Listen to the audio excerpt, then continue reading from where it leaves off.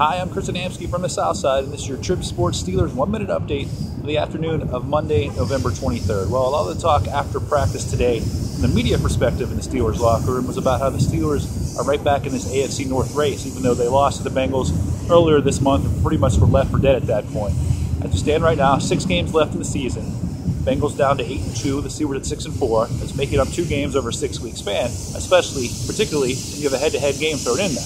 Now, that sounds pretty easy. The Steelers, of course, as players generally took the old cliched one game at a time approach, and they're not going to talk about winning the division right now, especially since the Bengals already beat them in their house, no less. And really, the math isn't as easy as just making up those 2 games, because you have to remember now the Steelers have lost a game to the Ravens. The Bengals, of course, have not lost any AFC North games. So the Bengals for the Steelers, because the first tiebreaker is head-to-head. At best, the Steelers have a split with the Bengals. They're not going to win that. It goes to the second tiebreaker, which is division record. The Bengals right now would have to lose a game to either Baltimore or Cleveland. 2 pretty bad teams, especially the Ravens now without their starting quarterback in Joe Flacco.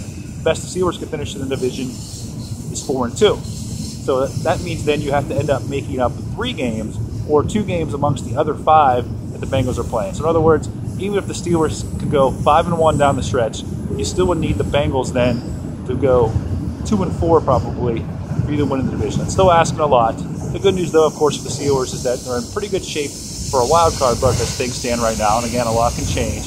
After this past weekend was a pretty good weekend for them in terms of the other AFC wild card contenders losing games. I'm Chris Adamski, and this has been your Trib Sports Steelers 1-minute update from near the train station, the train tracks here in the South Side near the Steelers practice facility.